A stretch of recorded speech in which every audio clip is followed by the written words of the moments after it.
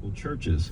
Most of the time, he did not accept that for himself, even though he talks about, I think it's 1 Corinthians 9 that talks about he had the right to do that, along with all the apostles, to be funded by churches, by the local church, to receive a salary that way.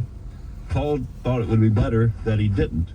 And so Paul chose to rely on this gifting, if you will, this skill, artisan skill that he had developed as a tent maker. And so it would free the churches up to give into other critical areas.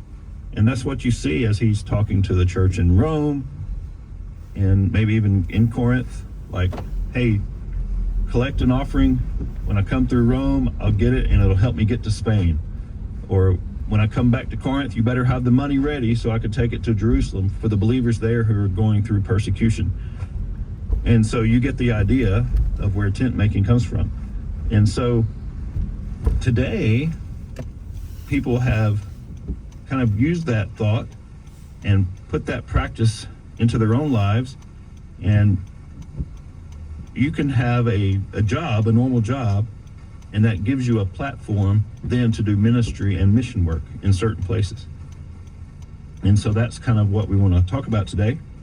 Let me give you a few notes here on why tent making is a great opportunity or a great way to carry out the Great Commission, why it's a great platform to make disciples. Number one, there's a great opportunity around the world. If you have certain skills, certain training, certain levels of know-how and experience, you can go to a lot of places in the world where they don't just hand out missionary visas at the border. There are some places in the world today, there are some countries, you can apply for a visa and move to that country, and you can be an official missionary or religious worker like you can in the United States. There's other countries that allow this, but there are fewer countries that allow this these days than do. And so if you want to be a missionary in some countries, you can just go be a missionary and raise your own support, maybe be funded by a church or a denomination. And nothing wrong with that, that's great. But there are other countries where they are closed to that. In fact, they would actively prevent you from coming into the country if they knew specifically that you were coming as a missionary. But if you were coming as a businessman and had a real job, or a lady working as a doctor in a hospital, or fill in the blank, there's a lot of vocations, a lot of jobs, a lot of opportunities to serve as a tent maker in different countries. They will be glad to welcome you into their country for a period of time. And while you're there, serving and working in that capacity, you can also be a part of the mission work, be a part of the disciple-making gospel work that's happening wherever you're serving. So there's a great opportunity for tent making. There's also a great need for that, because a lot of these places that are closed, they're considered closed access countries. They're closed to the gospel worker to come in openly, but there's also, that's where their population that lives in those places, that's where most of the lost people live. That's where unreached people groups live.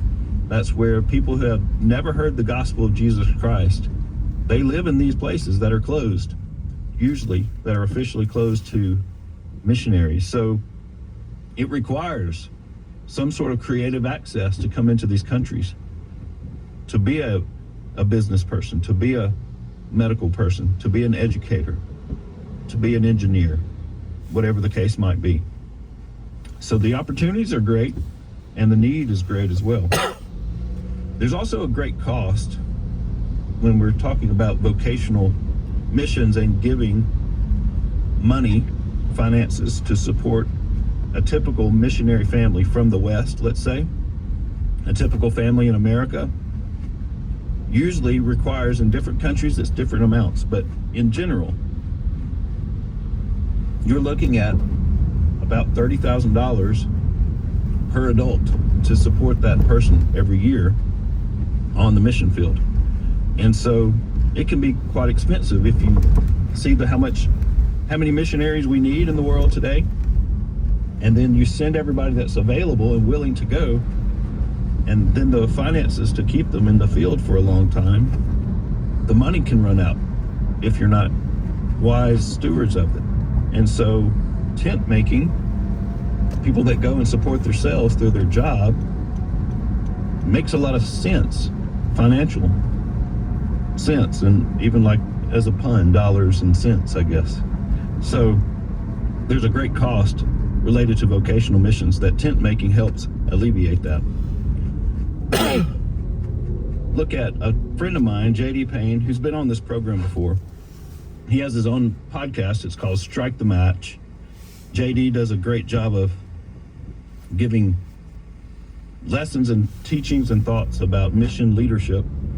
And one of his episodes, he talked about a tent maker's DNA. And so let me give you these points that JD made about a tent maker. He said, first, a tent maker understands the what and the how. The what for a tent maker is disciple making among the nations. This is our priority. This is why we go. This is what we're about. You might be a doctor, you might be a teacher, you might be an engineer, you might be a bean counter and do a bunch of accounting and math and statistics. You might be in IT. All those are good and necessary and important jobs. But the most important job is to make disciples among the nations, and that's the priority. A tent maker understands the how. The how they go about making disciples is the marketplace. The marketplace, that job, is your platform. It's the means. So if disciple making is the ends, the means is your job. The second thing a tent maker, as a part of the tent maker's DNA, is they have a biblical sense of vocation. And that word vocation is simply, that means your calling. I like this quote from Frederick Buechner, one of my favorite writers. He said, the place God calls you is to the place where your deep gladness and the world's deep hunger meet. In other words, what brings you joy? What do you like to do? What are you good at? And what does the world need? And where those join together, that's a pretty good indication where God wants you to serve. But what you want to do is watch out for two extremes. One extreme is the sacred. In other words, I can only do mission work if I'm an official missionary, or if I'm a pastor, if I'm trained and have this degree and this background. And that's not true. You can do all of those things with any sort of background, with any sort of training. God can use that in your life. You don't have to be an official anything to serve the Lord. The Bible is filled with a bunch of unofficial people that serve the Lord. You're talking about a fisherman. When Jesus called the 12, most of those guys were fishermen. In other words, they really didn't have much of a job. They just got out and fished. But God could use them. So watch out for thinking that way of it's got to be sacred, and then don't think about the secular, that false dichotomy either, and say, well, I sell things, I'm a merchant. God can't use that. God's not interested in using me if that's my job, if that's my vocation, if that's my work. That's wrong too. So that's a false dichotomy between the sacred and the secular. If you read the Bible, you realize it's all sacred. It can all be sacred to the Lord. He makes it sacred. He makes it special and called out and holy, and he can use it. And whatever you have in your life, he can use that. Also, a tent maker, part of their DNA, they have a grasp of global realities. So they understand kind of the lay of the land around the world globally. They have a heart for that. They have a burden maybe that's growing for the world that needs Jesus. Maybe they have been on short-term mission trips. And I would encourage anybody that's thinking about tent making missions to definitely prepare yourself by at least going on one or two short-term mission trips. There's also books, websites, podcasts. We talk about preparing and training ourselves here on this program pretty often. So anybody can do that. You can pick up a book. You can visit a website. You can listen to a podcast like this one and help you to grow in that understanding of what God's doing in the world. And then just simply pay attention to the news and begin praying along those lines of what is God doing? Where's their need? How can I pray? How can I grow a heart for specific peoples and places? And maybe where would God send me to serve in some capacity? A tent maker's DNA also includes exploring marketplace connections. So you definitely want to find a mentor, someone who thinks along these lines. They have a tent maker's DNA themselves. They might be someone who does business as mission or has done that. And they can mentor you and help you as you're exploring this and thinking about this. Preparing for the future. One of the ways to prepare for the future is watching out for debt. And JD would encourage you, and I would encourage you, especially as a parent of a college student, just say no to school loans. Now that's my encouragement. You do what you feel like God's wanting you to do. But debt, even school loans, can be a hindrance for people getting to the mission field. And the enemy really wants to use that. So watch out for it. You got to prepare and explore marketplace connections. That includes watching out for debt. And then finally, a tent maker. This is from J.D. Payne. A tent maker asks 3 important questions. One question is, what are or will be the most marketable degrees and skills in the next 10 to 20 years? How can I get ahead of that curve, or at least ride that wave? What are some of the marketable degrees and skills? If I'm at a place in my life where I'm ready to explore this and prepare myself for this, what can I learn? How can I grow in my skills that I'll be marketable and be able to go somewhere in the world where God sends me? Now, there's some skills, there's some degrees that probably for a long time, they have been for a long time, and they probably will be continued for a long time, open, and you can pretty much go a lot of places in the world, almost anywhere. If you're a medical doctor, the world is pretty much open to you. But there are others that are important, like English teachers. And then some come and go. But you can do that research, you can do that homework and see what is available to you. Another question, a tent maker would ask this question: what are my own passions, interests, abilities? What is my spiritual shape? What do I have a heart for? What do I enjoy doing? What am I good at? And if you don't enjoy your job now, you don't want to go overseas and struggle with the same kind of job. That doesn't make sense. You need to have a job that you really love and you enjoy. And if you do, then think about pursuing that in another location in a strategic way that it would allow you to serve as a disciple maker, a tent maker. And a third important question is, where does the marketplace intersect with the mission of God? What are the strategic places and locations? Where do those overlap? Where the marketplace need and my abilities and my skills and what God's equipped me to do, and the mission opportunities that exist in those places. Where does all that overlap? So those are some good questions and good thoughts from JD on that. And let me add one more thing. It's very good to consider, and I hope people listening, some of you are considering, where does God want me to serve as a disciple maker, as a missionary, maybe in an official capacity, but maybe in a tent making capacity, in a way I can support myself, my family, through this job, through this skill, through this work, but I can do it in a place that strategically makes sense for the Great Commission to be carried out, where people that are lost and unreached with the good news of Jesus, but they need what I can do in their location, and I can go and serve them in that way, and then also share the gospel, share this good news with them. So maybe you're thinking that way. I hope so. But some of you might be thinking, well, I don't know if that's available to me. I don't know if I have what it takes for that, or the opportunity might not be there for me. That's okay.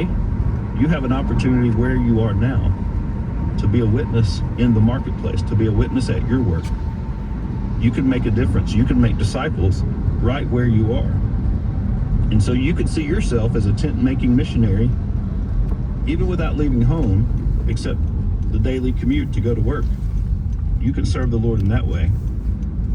Let me give you 5 ways to be a witness at work. Simple ways that you can, through your work, at your job, that's your mission field, and you can make disciples. You can be a witness. Number 1, you can have an excellent witness. In other words, your work is your worship, and your work can be your witness.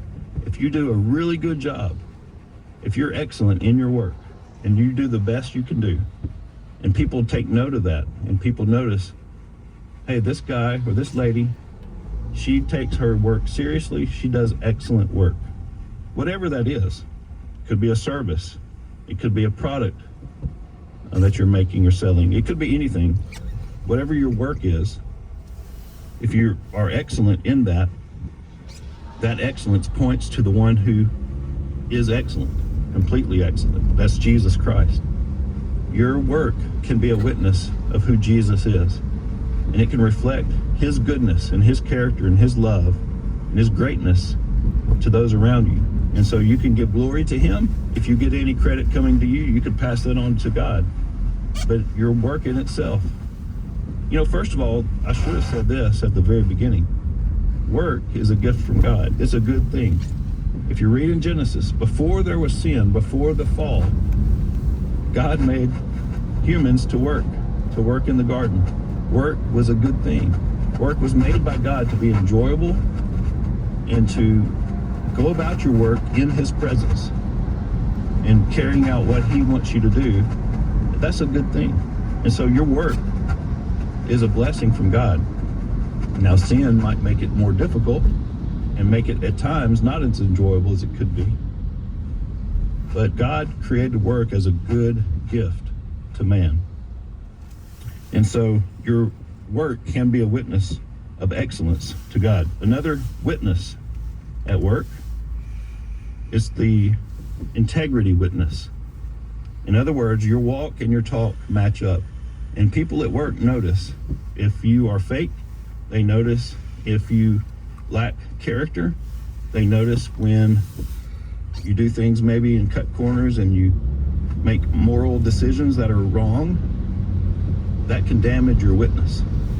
But if you make right decisions and do what is right, you can bring a witness to the Lord through your integrity and your character at work. Another workplace witness is the witness of love. The witness of love. How you treat people. Nothing speaks louder than that.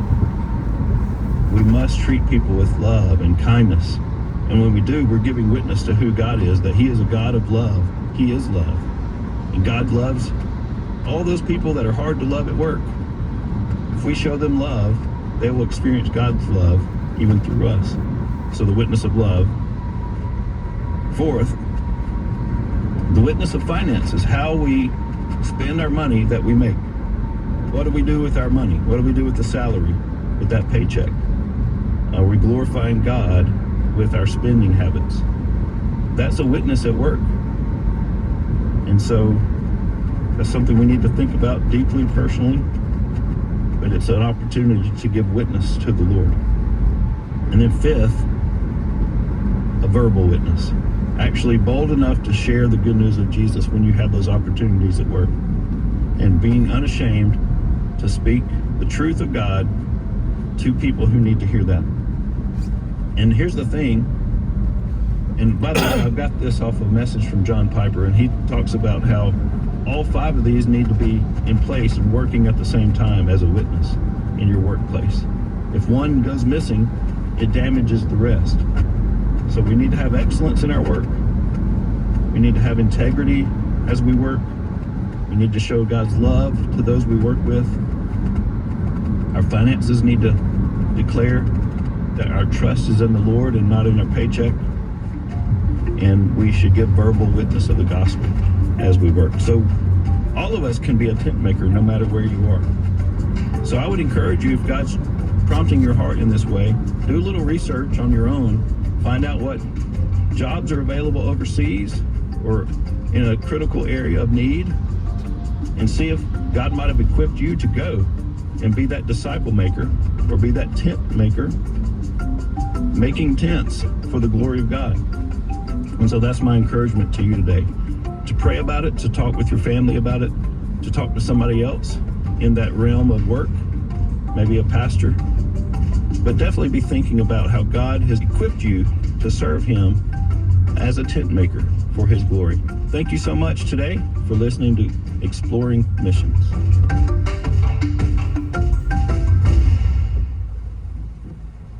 .5 KTXG Greenville, Dallas. Provides a Christian perspective on current issues that are important to your family. Produced by the American Family Association, this monthly magazine is full of articles and stories about people who are making a difference in their community and around the world.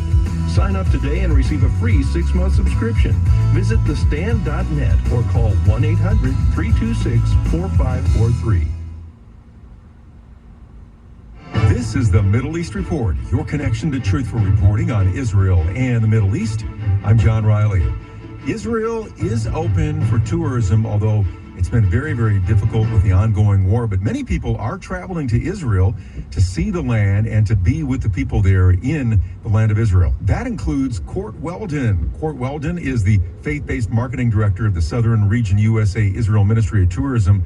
Last year, Court had an opportunity to travel to Israel during a very special time there in the country, to be with the people and to see some of the beautiful things there in the land of Israel. I caught up with Court in Atlanta, Georgia. I really wanted to go to Israel now to be able to give people a firsthand experience, and my experience of what it's like in Israel after this conflict began, and to be able to give some context and some hope of what it was like. And I went around the time of Passover.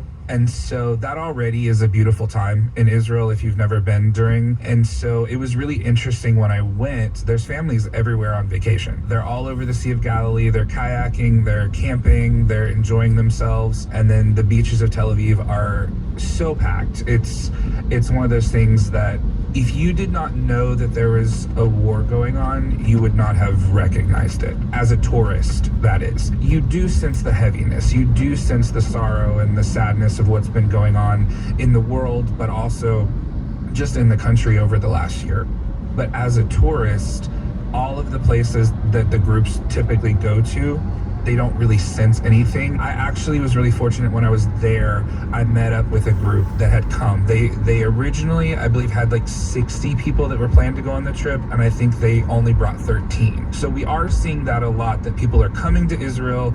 The ones that are braving it out and ready to go, they're still going. The country is not closed, even though that has been an opinion, and that has been something that a lot of people think.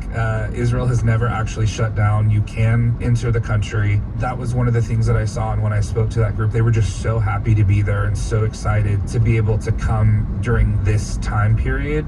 And it is an interesting time to travel when there's not very many tourists, because in a lot of ways you get sites to yourself that would typically be overrun with tons of buses, tons of groups, and you kind of get the country to yourself in a lot of ways. And that in itself is kind of a really incredible experience. It is an interesting thing to be in Israel during a time where there's not a lot of people there. But from a safety standpoint, if pastors are wanting to go, there will not be issues, because you are with guides who know what's happening. They know how to navigate around those things.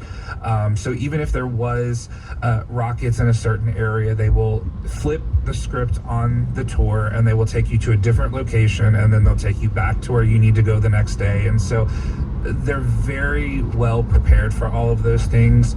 And it's one of those things, if you've been to Israel in the past, you hear this all the time from pastors. They feel safer in Israel than they do in downtown Chicago, or even sometimes in Atlanta where we are. There's certain areas that I don't feel comfortable at night even, and you don't really sense that in Israel as much. So it becomes, what do you experience firsthand?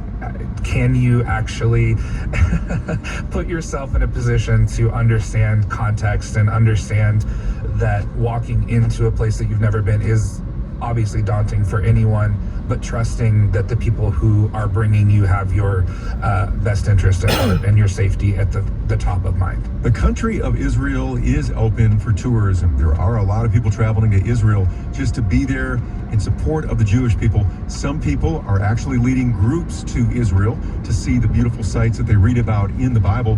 And if you're thinking about a trip to Israel, this is the time to start planning. Here's a website that will help you do that. holyland.israel.travel. That's holyland.israel.travel. Check that website out. That's the Middle East Reports. I'm John Riley. Thanks for listening. Fostering and adoption is not a Band-Aid for infertility. Like, it is a calling, and God can change the desire of your heart and make that so rewarding. It's the most beautiful, selfless thing. It's pure religion, but it's not a fix to I desire biological child. God has to deal with that in your heart separately. Hannah's Heart, encouraging couples through infertility and miscarriage. Saturdays, 4 a.m. Central on AFR or on the AFR app. Welcome to Them Before Us on American Family Radio, where we strive to put children before adults. Our goal is to educate the public on a child-centric perspective of marriage and family and represent the rights of children on policy matters. Now, here's the host and founder of Them Before Us, Katie Faust. Happy weekend to you, and welcome to Them Before Us Radio. I'm your host, Katie Faust, founder and president of Them Before Us, a global movement to put them, the children, before us, the adults, especially on matters of marriage and family. But the reality is we should be doing that, prioritizing what children need above what we want in pretty much every area of life, both the personal and the political. So we're going to talk with you a little bit about that political later today. We're going to do a quick review of the joint address that Trump gave this week to both houses of Congress. But first, we are going to start off like we always start off, which is a little bit of Bible time. This week, I had a chance to look at one of the most important but hardly ever spoken about passages in the Bible about marriage. And you find it in Malachi. Very, very interesting. A lot of people know this verse because it is right around the same place where God says, I hate divorce. So a lot of people know Malachi because of that one quote, I hate divorce, says the Lord. And surely he does. He doesn't hate people who are divorced, but he hates the process of divorce. He hates what the message that it sends, both in terms of what human relationships are all about, but also because marriage is a picture of God's relationship to his own bride, the church. He hates the picture that divorce on earth sends about his marriage, his faithfulness, his commitment to his own bride, as if it could ever be dissolved, as if it could ever be destroyed, as if either party could or should walk away from that union. But the part about this that really sticks out to me is it's one of the few places where God explicitly talks about his purpose for marriage. So let me read it to you. It's Malachi chapter 2. God is rebuking the religious leaders for leaving the wives of their youth and remarrying, in essence, trophy wives. That's what's going on. And then he's saying, I don't want your offerings because you haven't honored me in your marriages. So he says, because the Lord was a witness between you and the wife of your youth, to whom you have been faithless, though she is your companion and your wife by covenant, did he not make them one with a portion of the Spirit in their union? So he's saying, the Lord has made you one together, you and the wife of your youth, not the young hottie, not your side chick, not the person that you've decided to dump your spouse for and move on to. No. The original union, he made you guys one with a portion of his Spirit, and now he's going to tell you why. What was the one God seeking And he answers his own question. He's seeking godly offspring. Now, two things about this. Number one, God is seeking kids. That's one of his original purposes of marriage. He wants offspring. So that right there tells you something, that obviously he always and will always continue to insist that marriage has both a man and a woman, because the procreative aspect of marriage has always been a central part of this institution. But there's another aspect of that. He doesn't just want kids. He doesn't just want Elon Musk creating what is now 14 children with 4 different women. He's not just after as many kids as can be made. He wants godly offspring. How do we get godly offspring? How do we get children who are thriving? How do we get kids who are so stable and so thoroughly nourished on everything that children need? How do we get those godly offspring? It is the lifelong union of both the husband and wife. And that is why God goes on to say, I hate divorce. Because it is going to deny that lifelong aspect. It is going to shortchange. It is going to starve children of either their mother or father when it comes to feasting on their presence and involvement every day of their life, 100% of the time. So it's just a reminder to me of the centrality of children to this institution, and that many, maybe all of the guardrails that God puts up related to the complementarity of male and female, the permanence of the union, and also the exclusivity, that it should only be the husband and wife, all redound to the benefit of the child. Before we get into talking about Trump's address to Congress, I have, as always, my executive director, Josh Wood, on the line. Any thoughts, Josh, on God's design for marriage, or that specific passage in Malachi? It shows you the degree to which culture has won. When you can't even say, I hate divorce, without causing a cultural uproar. I mean, that's what would happen across our country. Even though divorce affects so many people, I've met so many people who've been through a divorce, kids of people who've been through a divorce, and almost all of them would say, that was awful. It wrecked my family. I can point to a couple siblings who've been dealing with the trauma from that. And yet it's like, but we can't really go as far as to say we hate divorce. It feels like that's almost culturally off limits. It just reminds me that part of our job as Christians is to continue to just draw a straight line to the Bible and God's formation of families and God's design in marriage, and say, if we don't get that right, there will be so many problems downstream. And even if culture tells us, well, marriage can be this, marriage can be that, it can be exited whenever you want, and you can really get into it in any manner you want. You can sleep with them, live with them. It's important for us as Christians to continue to bear witness to a kingdom that's coming. And that means living our lives very, very differently. And so I think not losing that even though it feels maybe culturally awkward, peculiar, maybe odd that we would stand out to say that just shows you how needed that truth is. Yeah. Well, I agree. And Christians have to be speaking it and living it, because people don't just need truth to hear, they need examples to follow. So on that note, we're going to talk a little bit about the showmanship. Like, that's what stood out to me, like the showmanship of Trump's address to Congress. And I'll tell you what, obviously it was substantive, because he had a lot to talk about in the first, several weeks of his presidency. But I'll tell you something that Trump does better than anyone else. It is like, he knows how to put on a good show. Like, you saw that with the GOP convention. You had a lot of different bells and whistles and entertainment and show-stopping speeches. And you could see that flair happening in his address this week as well. It was punctuated, as always, by a lot of sort of personal vignettes where he will bring in either the champions or the victims of the policies that he is advancing. And he did that in several different ways, I would say, with some real child-specific examples. Josh, I'll just name a few of the ones that I think really stood out to me.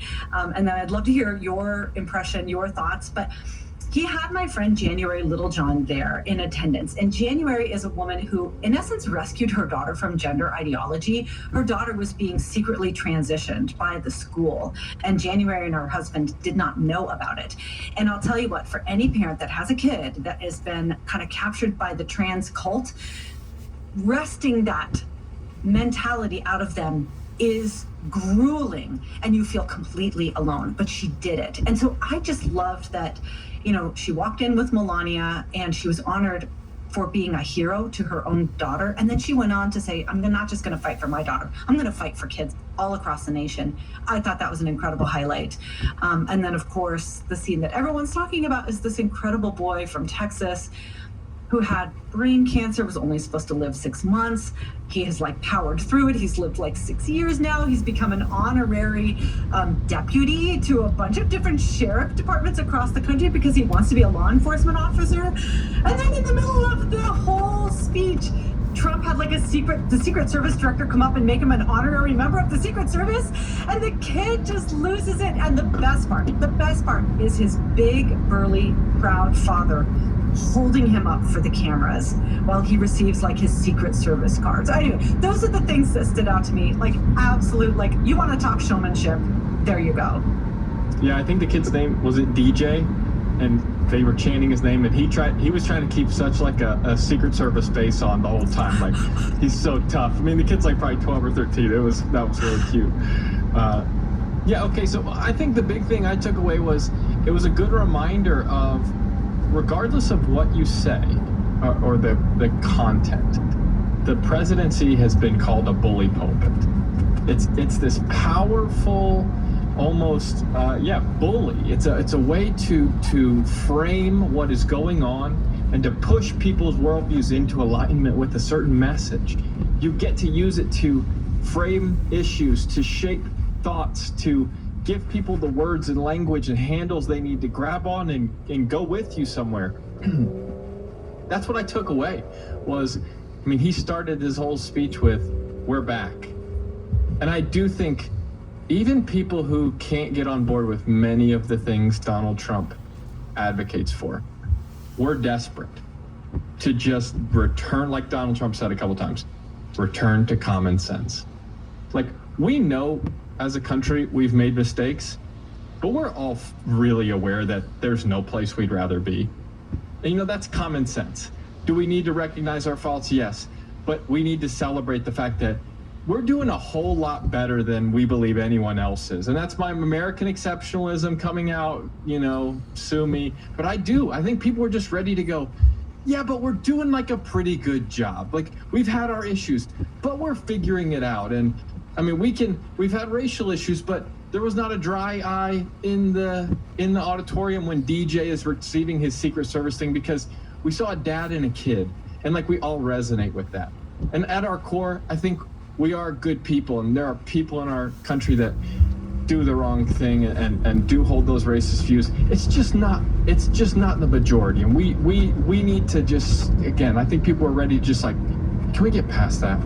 Can we return to a place where people get rewarded for working hard, and we focus on our families. We have the money we need to go on vacation, watch our kids play soccer. And that's kind of what we want right there, is to help our neighbors and return back to that life, and not this constant, woe is me, how bad is everything, what do I need to apologize for? I think people are ready to go, yeah, America, we're back. We're done with that. Yeah. I loved seeing a lot of the highlights, but the thing that a lot of the people on my X feed were talking about were the fact that the Democrats did not cheer, did not applaud, did not stand for anything that the president talked about. Even the things that they probably should be pretty happy about, a kid who has beaten cancer becoming it was actually a pretty teary moment. Now, this is not uncommon, right, for the opposition party to kind of stand there, arms crossed, or sit there and no expressions or anything like that. But it was a little bit stark to see some of these really heartwarming moments absolutely receive no kind of response, just dour faces from the opposite side. And several people pointed out that, the Democrats, many women in the audience on the Democrats' side came dressed in pink because they're for women's rights. Well, almost all of those Democrats had voted against a bill to make sure that men could not compete against little girls in sports, or boys could not move into girls' locker rooms. Really, when they wear pink, the only kind of women's rights they're talking about protecting and preserving is the right to kill babies. That is it. Like, they're not voting with women, women's genuine interest. They did not vote for the Lake and Riley Act that would protect women from immigrant crime. So it to me was unfortunate, because obviously if you clap for any of this, it could be perceived that you're supporting the president's policies. But the truth is, like, just their own voting record makes it clear that they're not pro-woman, and they're definitely not pro-child. You know, unfortunately, even though many of them might be well-meaning, the policies that they support, the voting record that they are establishing makes it clear that they really are not in support of women or girls or children or babies. They're in support of advancing their own ideology, regardless of what women or children or girls or babies that it harms.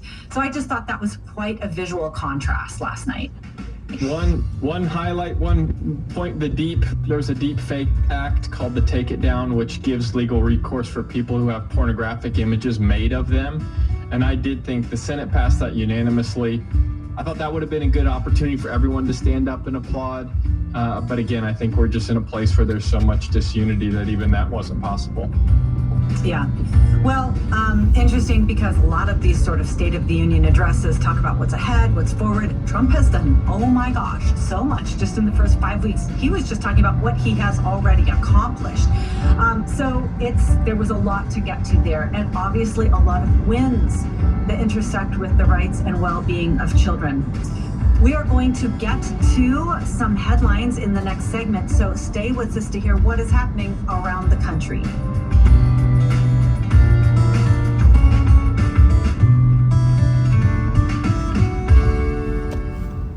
Are you a defender of children and the family?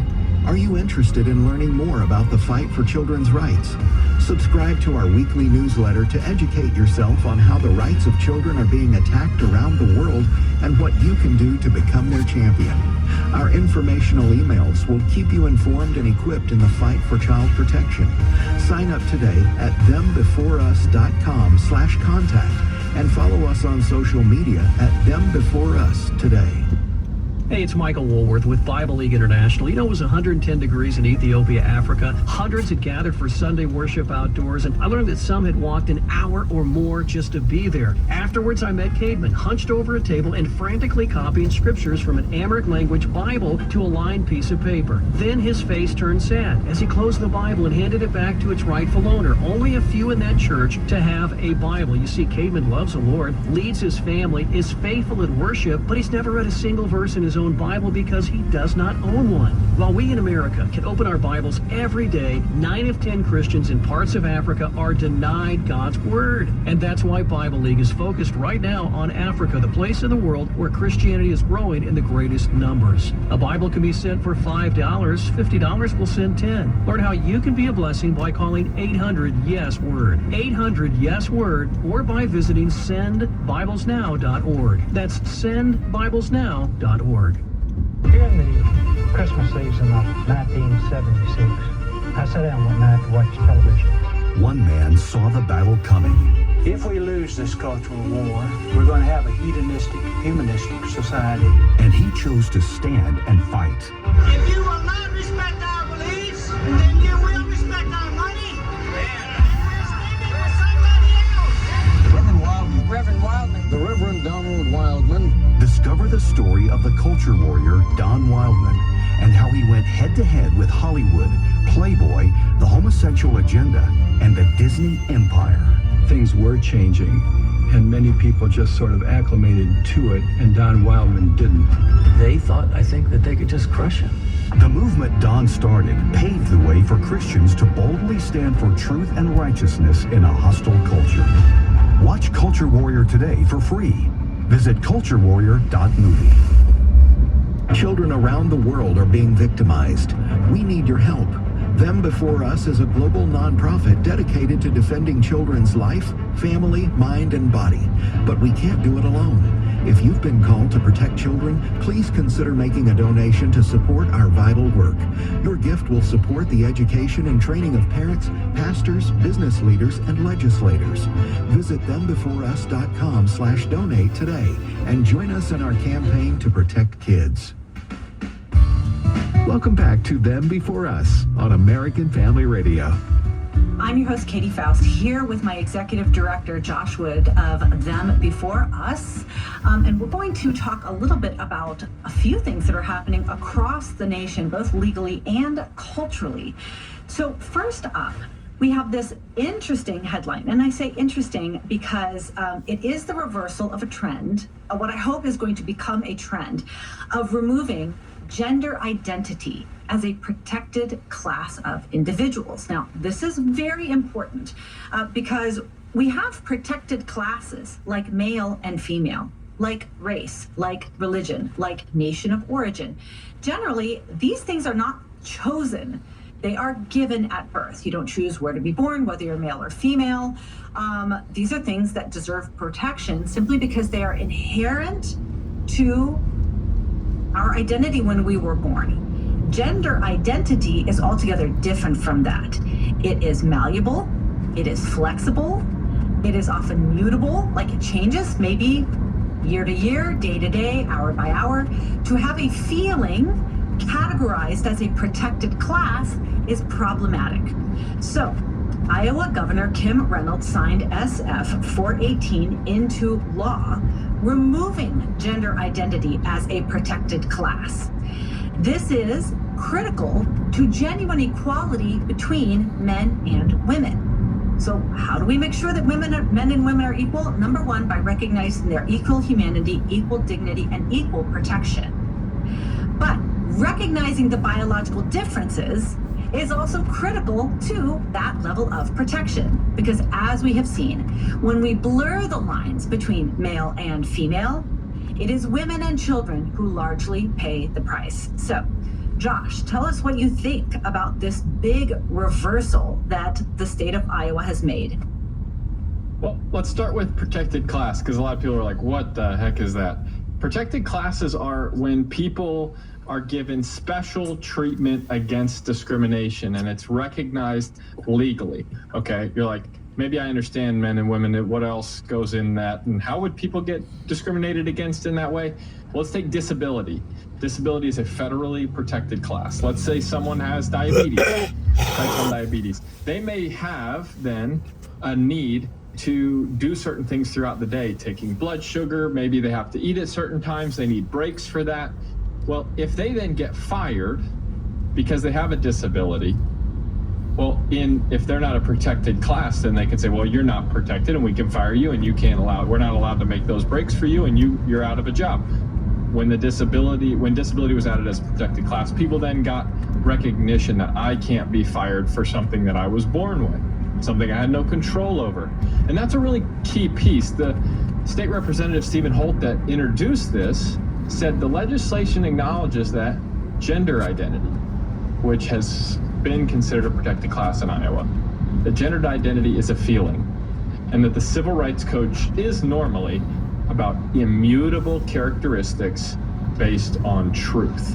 And I think this legislation sought to repeal this one specific part to return to, a sense of, again, normalcy, where people can, because what that was being used to do, which was interesting, is gender identity was being used to then almost make life harder on men and women. It was almost infringing then on men and women as a protected class, taking over locker rooms and sports spaces and saying, well, I'm protected, but their protection was then infringing on others too. Excellent summary, and this is exactly right.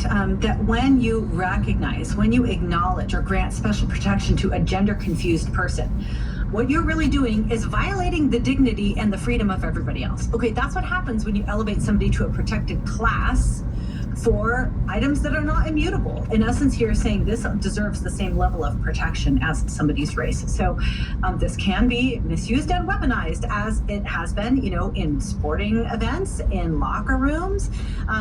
Even Josh, we had our annual fundraising dinner here in Seattle, and one of the vendors chose to walk out while they were setting up to help us after we had signed a contract with them weeks before. And they decided they didn't want to serve us because we held religious views that they disagreed with. Now, very interestingly, if they had chosen to walk out on us because I identified as transgender, we could have sued them for discrimination because that is a protected class, right? But not necessarily what we think about marriage or what we believe about God. So elevating something to the status of a protected class really does give people special abilities to target, to avoid, or to discriminate, or to, sway all of like public reality around that one individual in ways that people can't really fight against. So this is a very, very welcome correction from Iowa. Yeah, you get to the point where this type of law, and I'll be interested to see, I don't know off the top of my head some of the changes that were made, I think through Bostock at the Supreme Court, that helped to make gender identity federally a protected class, or maybe someone can write in and correct us on that. Will this set up some sort of tension in the law when a state says we're not protecting that, but the federally they're saying, well, that is a protected class? I think what we're working through right now across the state and federal level is a real fundamental disagreement about what it means to be a man, what it means to be a woman, what it means to be married, and what it means to form families. I think this is the new battle lines. I think people are redefining, and some people are wanting, we need to go back to when these things were clearly understood and truth was really our compass through these discussions, because I don't think anyone predicted, well, maybe some people did.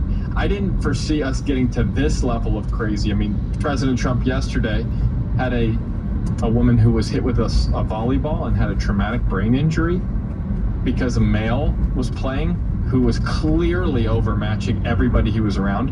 And we're pushing that because we believe they should be protected at the expense and protection of all the women that we're playing. I mean, again, I think this is the tension we're feeling, and I can't see any other way than for this to really get settled first in law, and then I think the battle's going to keep raging in the culture. When you are forcing something down on a population, in essence gaslighting them into believing something that fundamentally isn't true, there is going to be a backlash and a response. And I really think this was one of 3 top issues that probably has shifted things so drastically from left to right in the recent years. The first one is probably immigration, where everybody was saying, this is no big deal. Like, you guys are just, racist if you don't want completely open borders. And it was enough for people in their communities to say, are you kidding me? We're overrun with crime. We've got apartment buildings being run by, criminal, Mexican criminal gangs. We've got, little populations, little towns that are having their size doubled by immigrants that they don't speak the same language. So immigration, I think, was one of those where there was a reality everybody could see, and the government said, you don't see what you actually see. Next was the economy, right? The elites are like, who cares if we have to pay $9 for a dozen eggs? Like, we've got all the money in the world. But it was the normies who are like, I cannot afford gas. Do you understand? Like, I can't feed my family. And what we heard from the top was, actually, you just don't understand how much economic progress we've made. But the third, I would say, is the transgender issue. That is the one where everybody can see. It was absolutely like, what are you going to believe? Are you going to believe the government who says this is a protected class and men can become women, and this guy who is twice the size of all the other volleyball players is a girl like everybody else? Or are you going to believe your own lying eyes? Like, that's it, right? There is a reality that everybody that is touching grass can acknowledge. But because especially the progressive elites who were driving the narrative of the Democrat Party could not see it, this is why the electorate turned against them, because they tried to lie about things that were very demonstrably false, that any person that's just living in the normal world could easily debunk. And I would say transgenderism and all of the ways that encroached in people's everyday lives and the injustice that resulted from it was one of the major things that helped sort of shock the country back to, at minimum, a place of being a little more politically central. Well, what we saw again on the trans issue, there was this very viral clip where the Maine governor, I think Trump was addressing a gathering of governors, and he was saying the No Women in Sports Act, No Men in Women's Sports Act. They can't make that any plainer. It's like the title, the people who create the titles for these bills are so good at it, but this one took no effort at all. Hey, we just don't want men in women's sports. Well, she essentially said, I'll see you in court. She's challenging, saying Maine doesn't need to abide by these rules. Now, if it becomes federal law, which I believe, it's moving that way, this would potentially override that. But they had a watchdog group, Parents Defending Education, that came in and said, well, how does Maine deal with these issues? Because I think you've got two sides here. One is when a child's being transitioned and the parents are encouraging it, the parents are supplying it, the parents are feeding videos and helping get, medical gear for them and taking them to doctors. There's this other, I would say, to me, it's just as sinister is at the schools where our kids are mandated to go. I mean, not every school